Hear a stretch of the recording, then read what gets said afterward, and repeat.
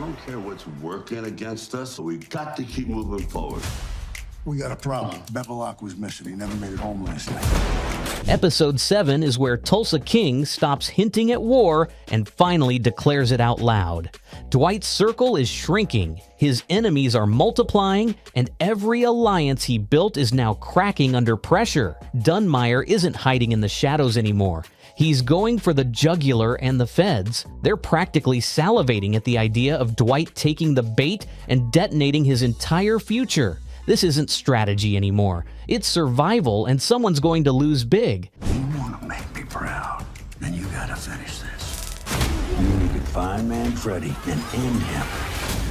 You ready to talk to me? The trailer makes one thing painfully clear. Dwight has to choose between staying calculated or unleashing the full Manfredi wrath we know he's capable of. But if Episode 7 is forcing him into a corner, then we better be ready for bodies on the floor and betrayals exploding from the people he trusted most. Because at this stage, there is no peaceful finale. Not with his family exposed, his crew divided, and his enemies tightening a noose with a smile. So buckle in, because if Episode 7 is the setup, then Episode 8 is the kill shot, and somebody we care about isn't making it out. Did things get hot? We gotta get our booze delivered. So we moving the stuff under the radar. Dwight's revenge plan, controlled strike or full rampage. Dwight Manfredi has been patient, too patient. Season 3 has shoved him into corners, stripped away his leverage, and dared him to blink first. But Episode 7 changes the temperature. This isn't the general trying to build an empire anymore. This is a man who just had a line crossed that you can't uncross. The only question now is whether Dwight plays surgeon or arsonist. Does he isolate, target, and remove his enemies with cold precision? Or does he let the volcano blow and turn Tulsa into a cautionary tale they'll study in FBI training videos for decades? Because if we're being honest, Dwight's not wired for half measures. The man tried the diplomatic thing. He tried business partners. He tried no bodies on the street. And what did it get him? Betrayal in his own crew, blood on the floor, and his family dragged back into mob crossfire like it's 1997 all over again. A controlled strike might be the smart play, quiet moves, clean kills, and a message that doesn't spark a citywide war. But let's not pretend Dwight's rage switch isn't already flipped. One more wrong move, one more threat against the people he actually loves, and restraint goes out the window. And that's what makes Episode 7 so dangerous. If Dwight chooses control, he becomes the tactician the enemy never wanted to meet in the dark. But if he chooses the rampage, and Dunmire better pray he doesn't, there won't be a corner of Tulsa safe from the fallout. Not the streets, not the bourbon business, not the feds, and definitely not the snake who sold him out. One path ends with a body or two. The other ends with a crater and a throne soaked in gasoline. Episode 7 isn't about whether Dwight fights back, it's about how many fires he's willing to start and how many bodies he's willing to step over on his way to the last man standing.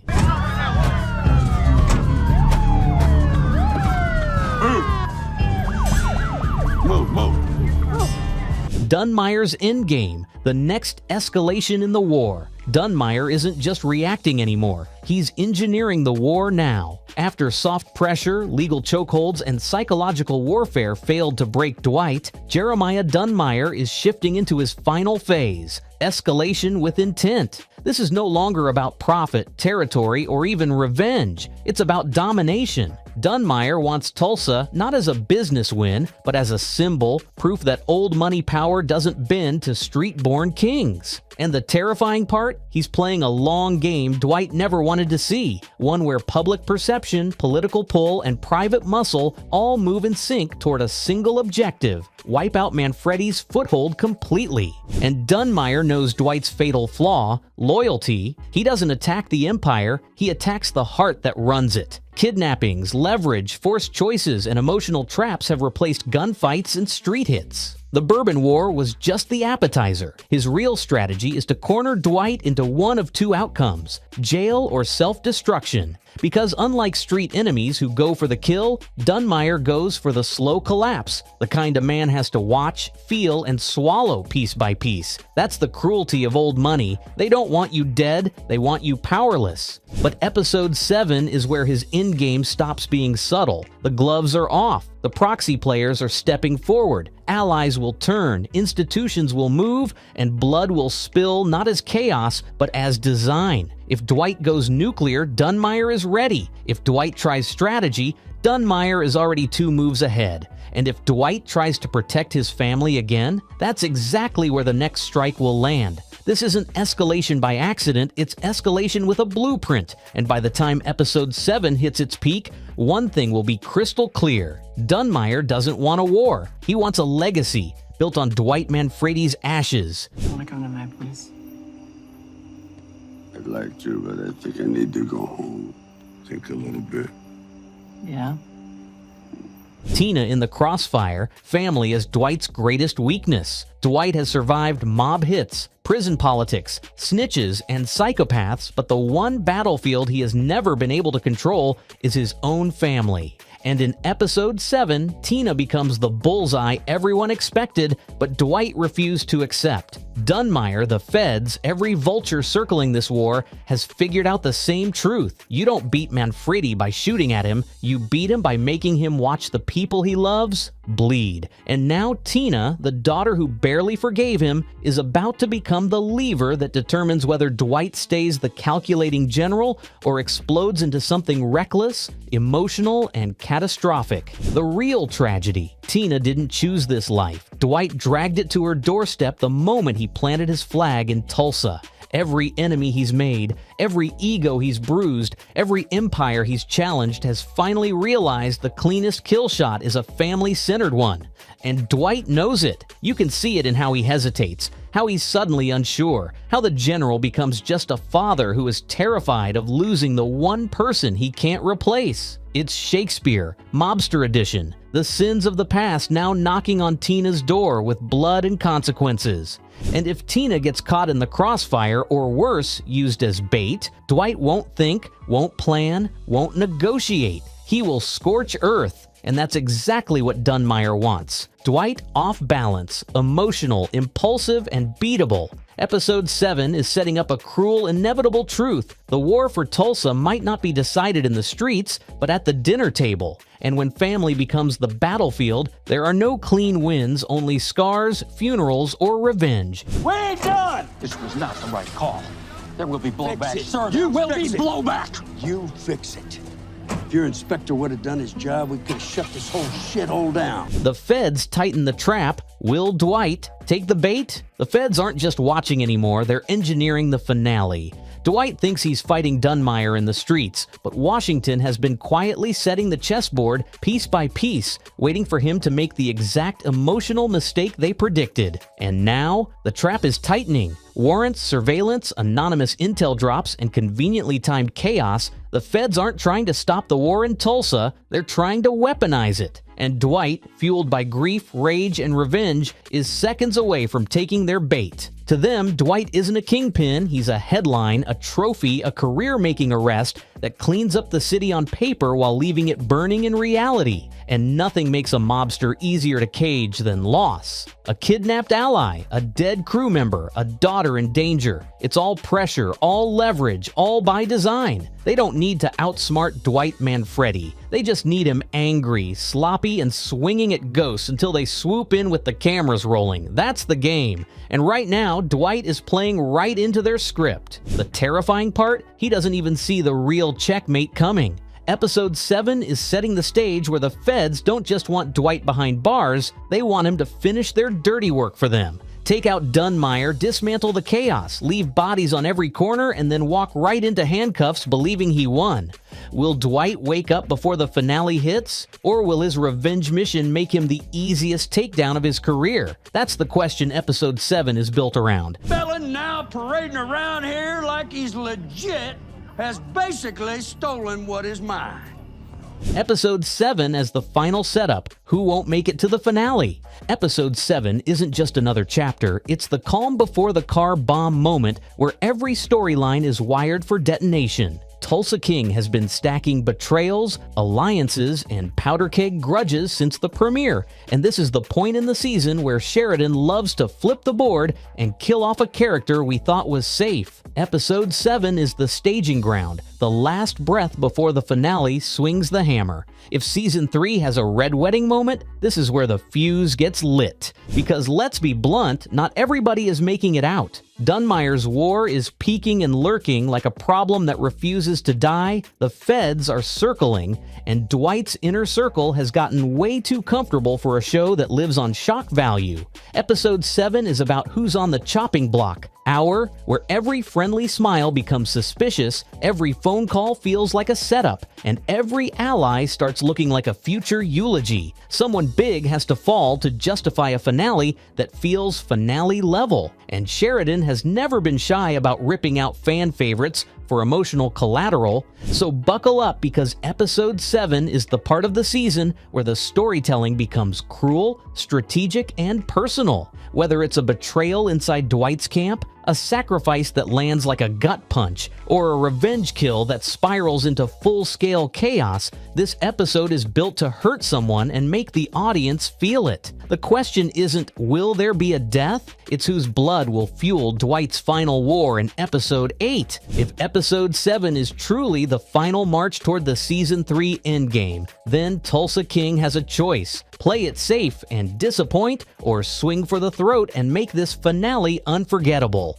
With Dwight hunted, his family vulnerable, and Dunmire escalating things into a full-blown personal war, there is no version of this story that ends without blood, loss, and a price paid in grief. One question remains: who gets buried to push Dwight past the point of no return? Tina? Tyson? Stacy? A member of the crew? Episode 7 is drawing the battle lines. Episode 8 decides who gets erased from the board forever. Drop your prediction in the comments, because I'll be here breaking down every frame the second it drops. Subscribe, suit up, and stay ready. The storm is here, and Tulsa King is done playing nice.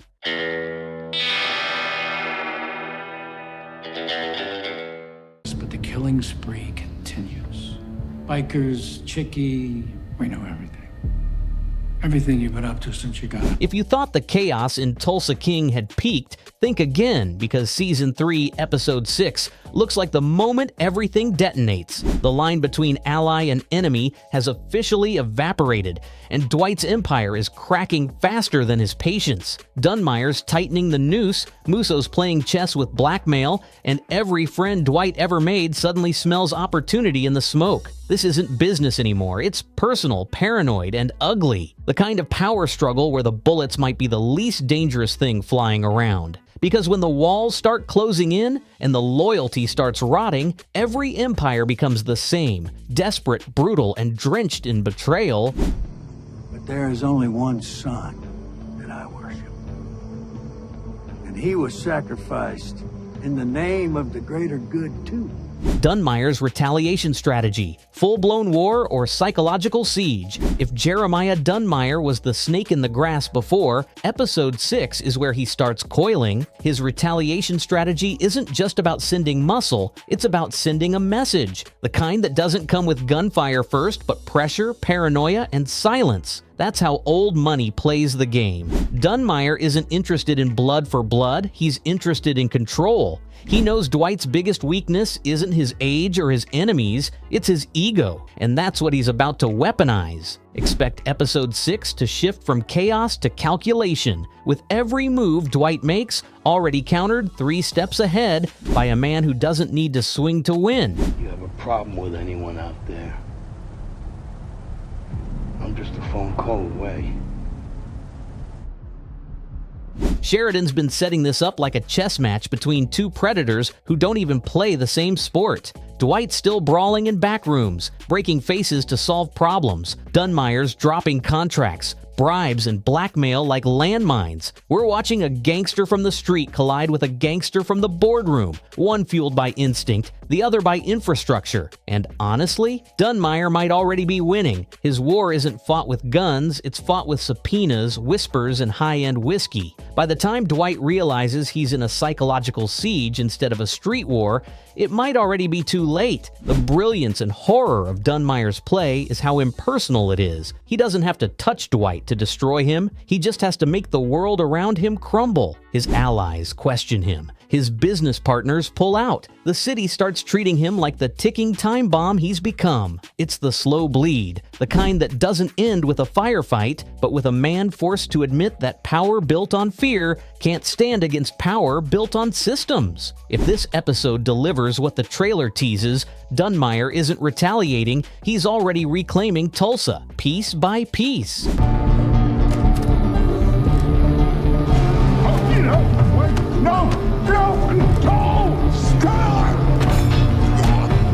Tyson's return, or breaking point, pawn, rebel, or fallen soldier. If Tyson does crawl back into the picture in episode 6, it won't be as the same kid who drove Dwight around and soaked up gangster wisdom like a wide-eyed apprentice.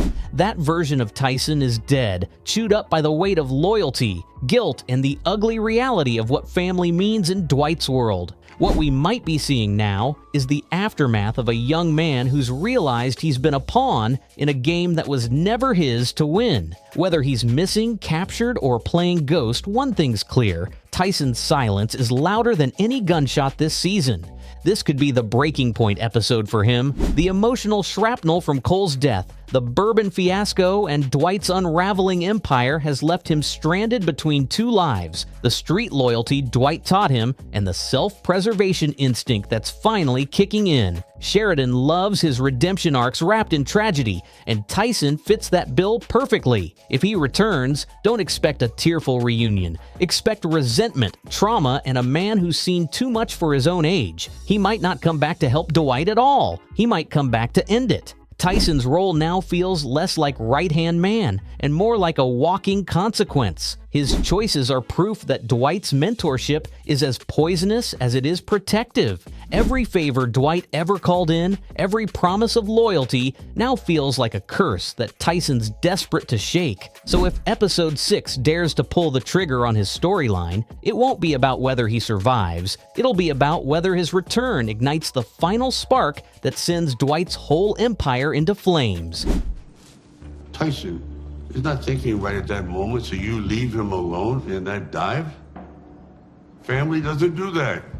Cleo and Bodhi's loyalty tested further. Who folds first? If Tulsa King has taught us anything, it's that loyalty is just another form of currency, and in Dwight's crumbling empire, the exchange rate's collapsing fast. Cleo and Bodhi, once Dwight's ride-or-die operators, are now staring down the kind of moral debt no amount of cash or charisma can cover. Episode 6 looks like it's teeing up the moment where one of them finally cracks, not out of malice, but survival instinct. Dwight's empire is bleeding and the vultures are circling. You can't blame them for wondering if it's smarter to save themselves than to sink with the ship. Cleo's loyalty has always come with conditions. She's loyal until the room starts to smell like danger, and right now the whole place reeks. She's savvy, sharp, and knows the streets run on leverage, not love. Then there's Bodhi, the digital age hustler who thought he could outsmart the mob by coding his way around it. The irony? He's trapped deeper than anyone.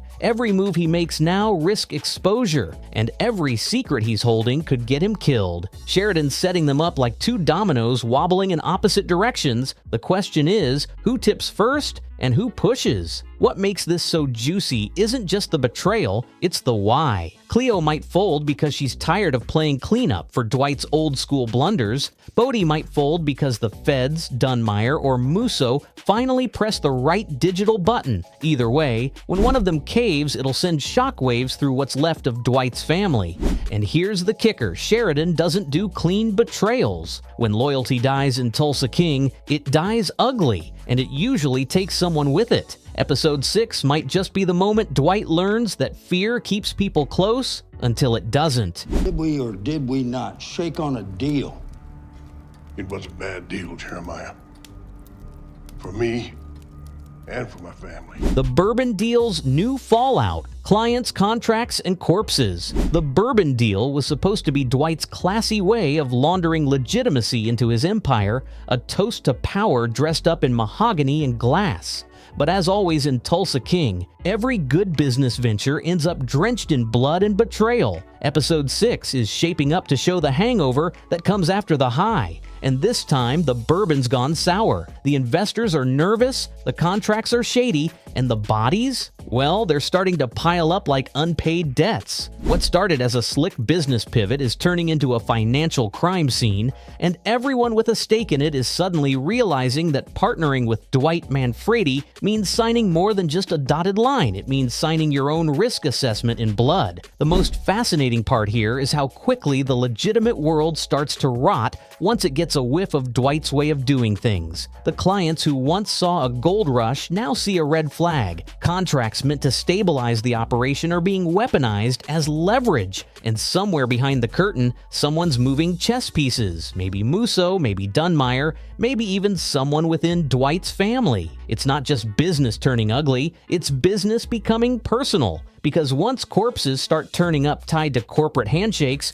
nobody can tell where the business ends and the war begins. The bourbon deal was Dwight's promise to himself that he could go straight without losing control. But episode 6 feels like the moment that illusion finally shatters. The fallout isn't just financial, it's symbolic. Every bottle, every deal, every legit move Dwight tried to make becomes another reminder that no matter how much polish he puts on it, he's still running a criminal empire. The bourbon was meant to represent sophistication and rebirth, but now it's the drink at his own funeral. The real question isn't how many bodies it costs, it's how much of Dwight's soul goes with it. Muso's leverage play. Blackmail and legal traps unleashed. Muso's finally done playing the polite game. Episode 6 looks like the moment she drops the pretense and shows everyone what real power looks like when it's wrapped in legal documents instead of bullets. While Dwight and his crew are still trying to navigate the chaos on the streets, Muso's making her moves in the shadows,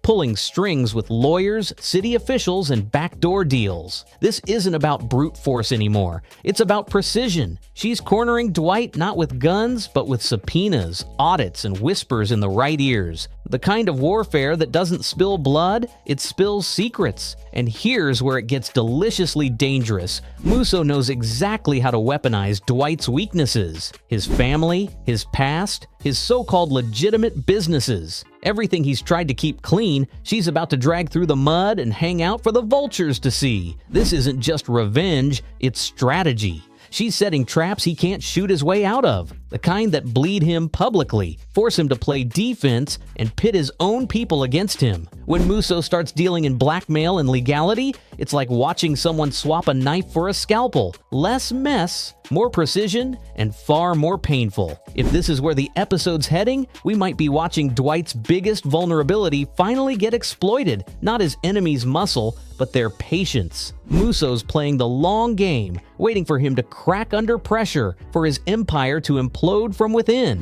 She's not just out for control anymore, she's out to erase his credibility, his alliances, and maybe even his name. Dwight survived shootouts and betrayals, but can he survive being strangled by the system itself?